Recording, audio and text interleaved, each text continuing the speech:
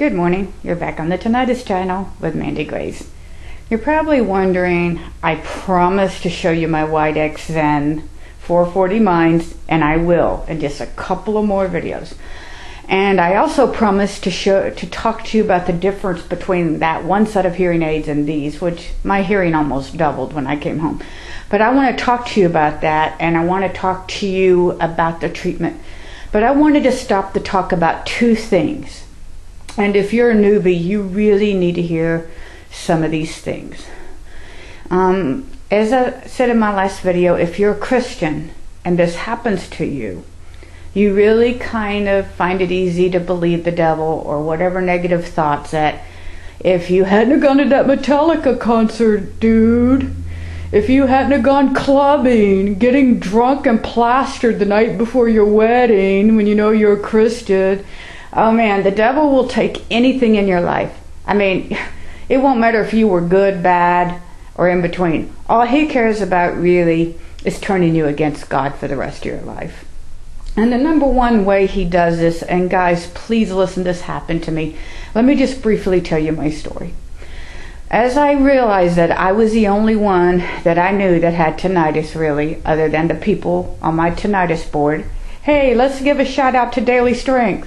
Other than them, I just did not know people with tinnitus. So I heard said to me, well, you did bad things and they didn't. You did worser things.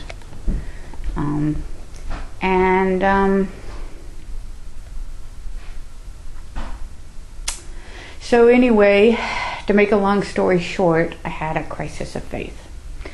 And in that crisis of faith, I started to believe that I did bad things that other people didn't do.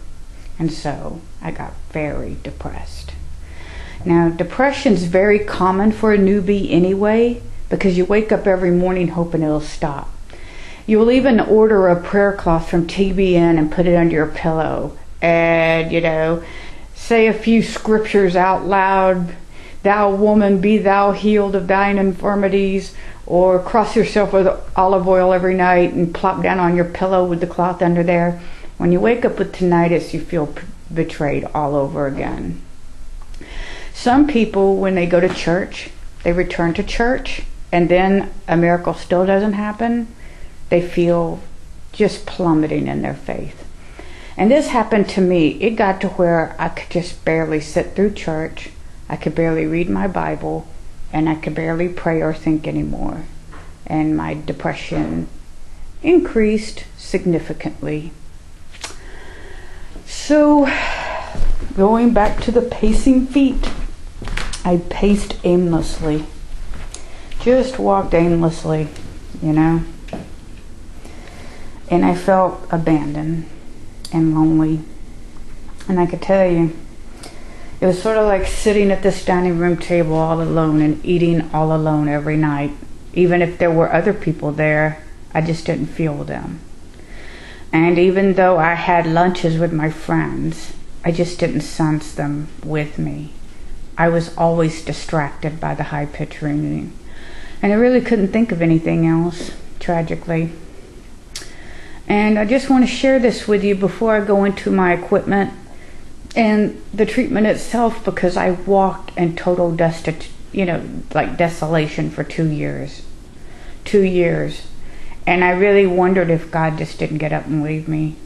As surely as this empty table, right? And, if you're a newbie, the first year is hell. Now, I was reflecting this morning on the stages of grieving. And when you first get tinnitus, there's first disbelief and denial. And that kind of denial is, it'll go away tomorrow. Oh, it's just something. I just need to change my meds. Oh, well, I've had ringing before, but it always went away. And then the third week and the fourth week and the fifth week, then you get to the point of bargaining. Oh, Jesus God, I'll be the best person ever, and I'll go to church every Sunday. Just don't let me have tinnitus anymore. I swear I'll give $1,000 to the missionaries. I'll become a missionary. Oh, please, anything. So then bargaining's kind of over rather quickly. And then there's grieving. Now, grieving is a serious thing. And I'm going to turn out the light while we talked about grieving, because I want to change the mood. Grieving is where it just gets darker and darker and darker. I'm going to show you the even darker dining room table, bringing it into focus. Hardly any sunlight's getting through. This is your grieving stage, okay, guys? It is totally normal to grieve. It is like losing a hand to never hear silence again, okay? It could also feel like if you were in a motorcycle accident and you woke up in the hospital with 2 nubs, okay? I mean, there's the shock of, it's never going to be quiet again. And that is significant. So if you could just bear with me, coming back here. I want to get this shut again because I want you to focus on this. When you are a newbie to tinnitus and you grieve and you cry, it's okay. Alright? It's okay. And other people are going to lose patience with you, and you're going to lose some friends. I'll tell you right now.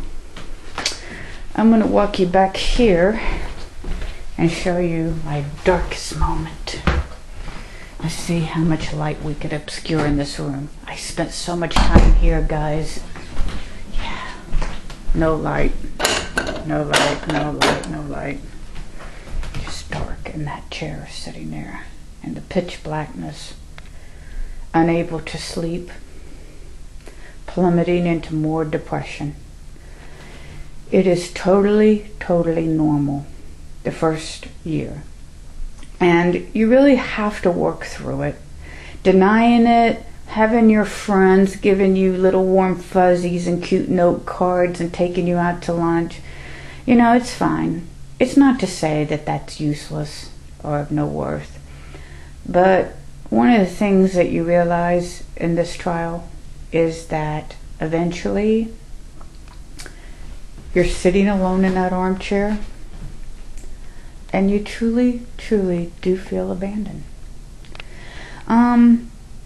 So if any of you are a newbie or know a newbie, you might show them this clip, because these are totally, totally normal emotions. And unfortunately, the psychiatrist will just give you an antidepressant and anti-anxiety and recommend psychotherapy. They'll almost treat you like a leper. And it's really weird how they treat you, but if you just understand from someone who's already walked before you and had these emotions, had a crisis of faith, went through the, I don't know, what is it, 5 stages of death, death of silence, then, you know, it won't make it easier, it won't make it go away, but at least you understand that there's another side. There's a bridge to be crossed, but there is the other side. And I want to tell you about that other side, and then I want to plunge right into some of the things that have worked for me. Okay, see ya. Bye.